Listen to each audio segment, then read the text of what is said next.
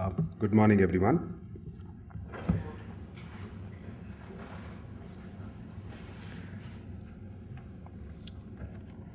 So, I'm reciting a section from the Yajurveda, which is particularly apt for the circumstance.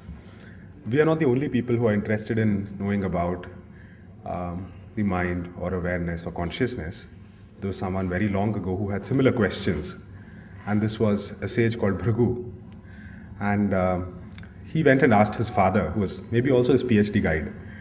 And his father, instead of doing the easy thing, giving him the answer, gave him a template for trying and figuring out the answer.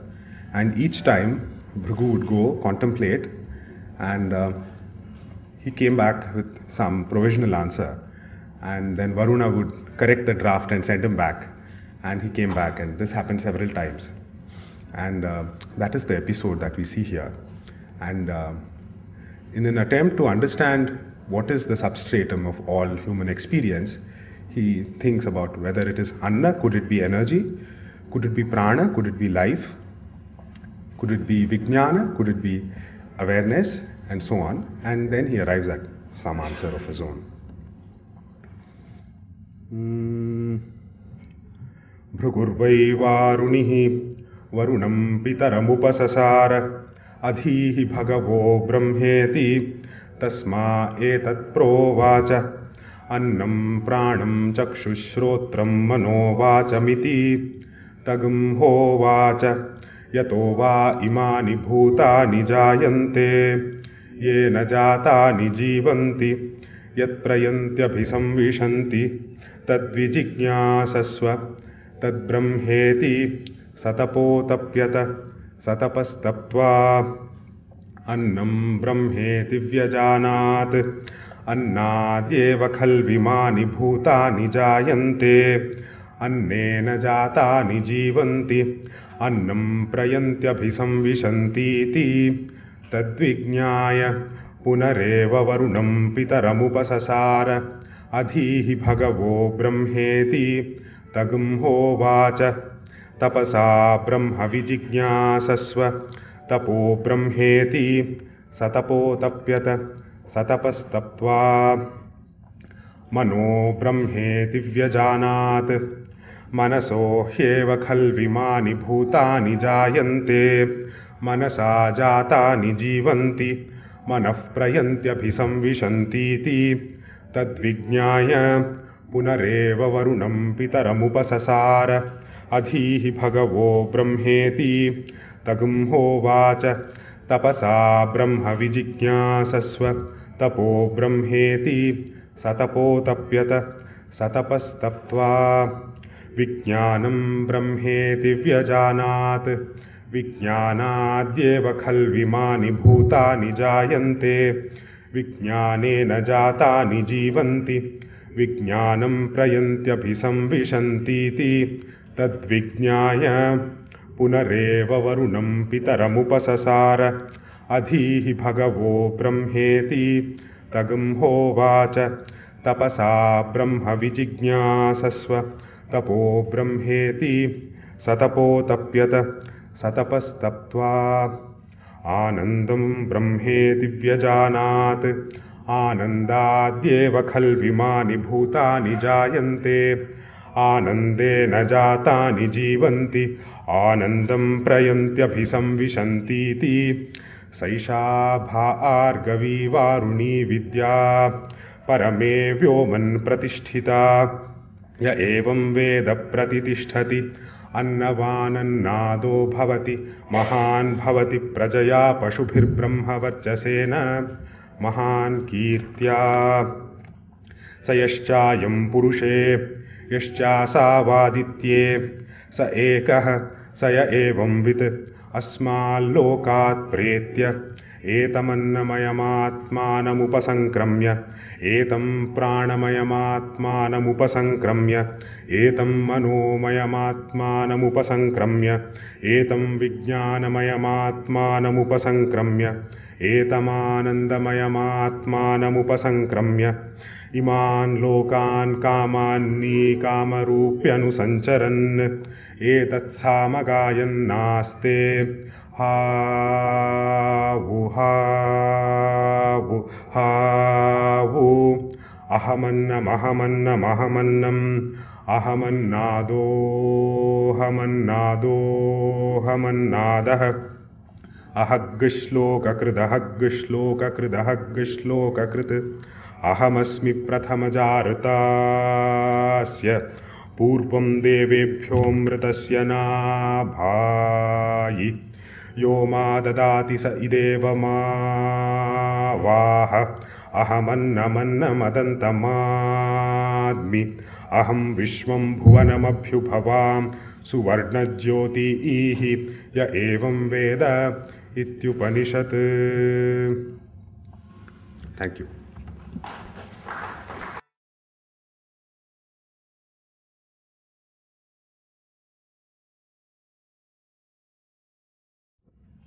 Good morning to all of you. Thank you, Naresh, for starting in an appropriate way this conference. Sangeeta, Professor B.V. Sirikantan,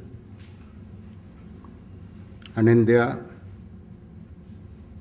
Sisir, Binay, Venkat, Nitin, they are the part of the program of consciousness at NYAS and responsible for bringing us all together.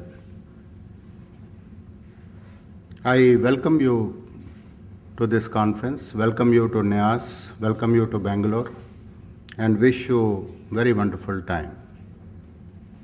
I'm sure this very conducive environment of NYAS and the ecosystem of Bangalore would inspire you to discuss which you wish to achieve during this conference.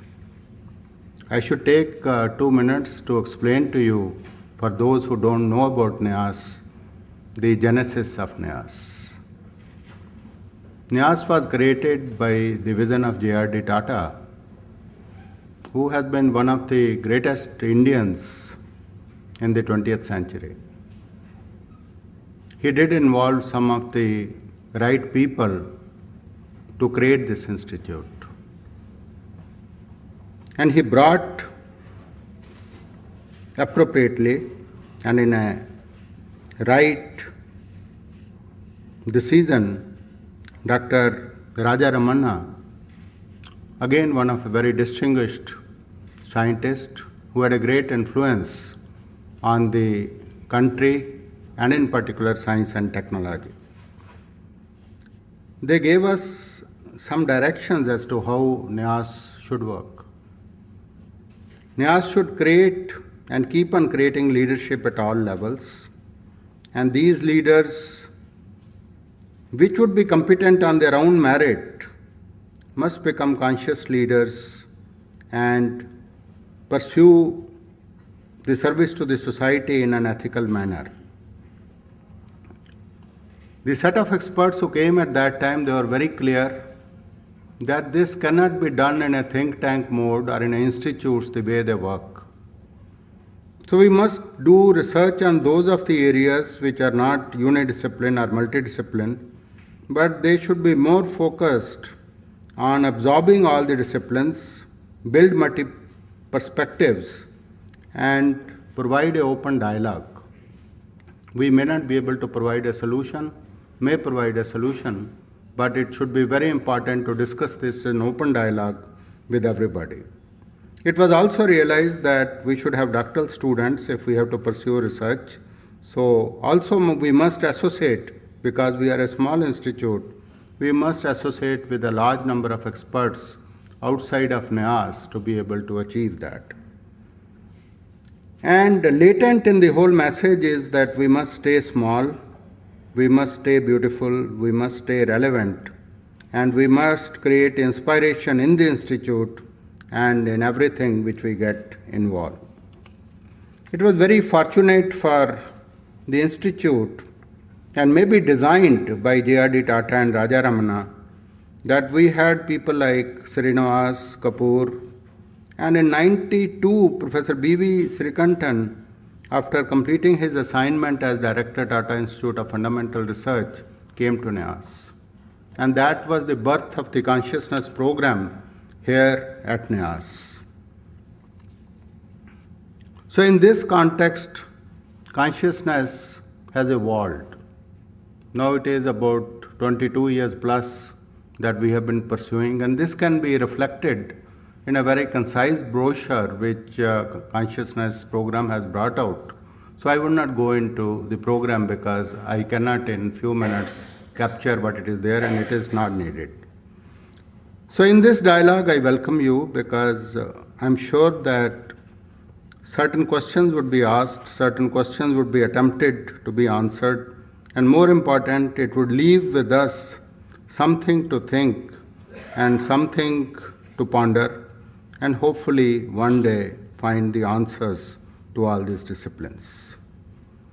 Consciousness is truly the soul of NIAS to my mind because it is transdisciplinary. It attempts to merge many disciplines, from philosophy to neurosciences to psychology to physical and chemical and life sciences to the ancient heritage, culture, scriptures. You name a discipline, and I think in the consciousness it has a place. But we don't know how collectively or individually these disciplines can answer, even to the extent that what is consciousness. His Holiness the Dalai Lama was here on 6th, and he said that we use the word consciousness, mind, level of consciousness in a way whatever suits us, because perhaps very few know what is consciousness. But we are trying to find the answer to something which we have to discover for ourselves. But I don't see demerit of this, because we can define our own consciousness and attempt to find it, and eventually it would bring a clarity to the society as to what we are trying to find out. But it is not very important that we understand and then only it has implication. After all, the cosmos has existed. Still we don't know hardly 1% of the cosmos, but cosmos doesn't cease to exist. So if we don't recognize the true versatility of consciousness, to me it is not a surprise, because it is our work which would lead to the light and which would bring the understanding, which we believe is not only academic, but would have many outcomes, such as the well-being of the societies, brain-machine interfaces, philosophy of psychology, and things like that. Because it is related to experiences, many have realized consciousness. But we may not be able to use this consciousness unless we understand it. The individuals, by their experiences, have already realized, and they are at a plane where the manifestation of this consciousness is clear even to those who are near. Leave aside the spiritual leaders. You look at a musician like Bismillah Khan or Hari Prasad Chaurasia or Bhim Sen. I think you can see in their presence the conscious music. They are talking to the internal soul and manifesting it for all to experiences. That is also a consciousness at a level. If you go to earlier period, Vedic, Advaita, Jainism, especially Anekantavada, that means looking at things from different perspectives, which each one is unique and true, but still it is not the total, and Buddhism. And in not too past, great minds in physical sciences like Heisenberg, Schrödinger, Feynman, in all their own approaches, perhaps Schrödinger in his most profound way, saying the wave function of a system with respect to time, takes us closer to consciousness. India has much to offer arguably. But it is very clear India has much to learn also from other societies in attempting to understand consciousness and trying to give the answers. I mentioned that India has much to offer because India is a very rich lab for these pursuits. It has cultural value of being ancient, it has diversity, it has also the scriptures and the thought process of the minds who pursued this over a lifetime, and all this we can harness while we look for the answers. My early lessons from consciousness came from my mother, who was an enlightened lady, a beautiful lady, and without really realizing the complexities, I learned the first few lessons of consciousness from my mother. In the recent time, my grandson Dhruva, who is 11 years old, according to medical terms, is severely challenged. But according to me, he has all what Dalai Lama mentioned on 6th. I was thinking about that, and I talked to the parents of Dhruva that the purpose of life Dalai Lama started is to get happiness, to be happy himself, and to show compassion, and to show tolerance to all. This Dhruva has all those in abundance. And I cannot match even 10% of what Dhruva has. So where the nature manifests, the consciousness, and what is really the consciousness, perhaps the medical instrumentation, the physical instrumentation and theories would not be able to define for long time to come because it is experience based. In a way, I am standing only to recapture what Dalai Lama said, that it's an important subject, it's important for the well-being of the society, it is for the happiness. And I think Nyas is making efforts to put the record of all his speech and discussions on the website, which should be available in about a week's time. So you please, even if you have missed that, don't please miss watching this on our website. And it was beautiful interaction, which we would not forget for long time to come.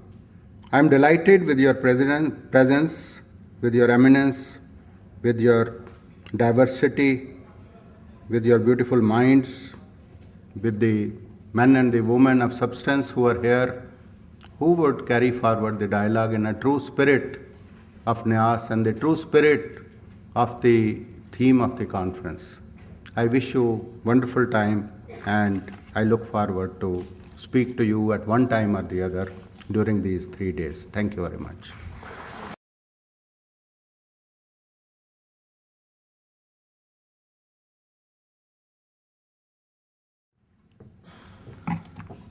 Good morning, all of you. Namaste.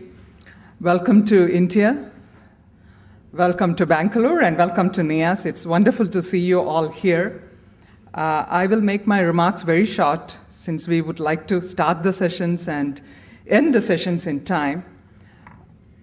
I don't think there could be any other appropriate beginning for this conference as represented by the Vedic chant, which my colleague Naresh Kirti shared with us all in the beginning. The whole exclamation of happiness, what he shared in the chant, also says that we understand consciousness in terms of body, mind, breath, and several subtle levels of self. So the final question, perhaps, I think as Naresh put it, through this Vedic chant, is questioning the self, questioning the identity, and also perhaps, as His Holiness the 14th Dalai Lama 2 days back said, what is the goal of human life itself? And again, as this Vedic chant from Taittiriya Upanishad says, perhaps is the subtle source of happiness. Well, this conference is, what should I say? It's a collective representation of various themes, beginning from the evolution of consciousness to the understanding of self in its various subtleties, and also perhaps understanding the connection between emotions and our ability to be creative, etc. I wouldn't go into the themes because there are extensive descriptions in the various booklets given to you, and I'm sure you would find some time to go through that. Meanwhile, I think I should just introduce Naresh for what he did. He is a doctoral student here, and he works on Sanskrit semantics and cognitive linguistics. He also used to be a molecular biologist. We have today the participants from various cities of India, a few from outside India, and we have a very distinguished panel of speakers for which we all are happy on behalf of the Consciousness Studies program. We also have a set of young scholars, and it's very nice to see young faces when I look from here. And these scholars, some of them have been very carefully selected based on an open call for applications and their interests and their engagement with the conference. So it's nice to see a varied collection of people attending this conference, and I'm sure these 3 days are going to be very exciting.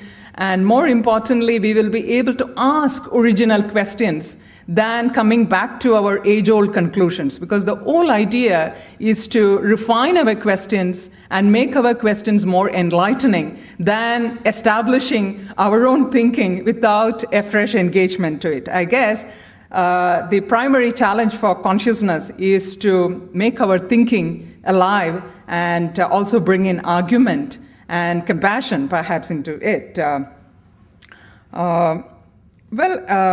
I wanted to make one or two announcements. Jim Bower, supposed to speak in the first session, could not make it because of some last-minute difficulties. So in that place, my colleague, Anintya Sinha, who will also be chairing the next session, will be speaking, and he will speak on cognitive knowledge and conception of self in a non-human primate.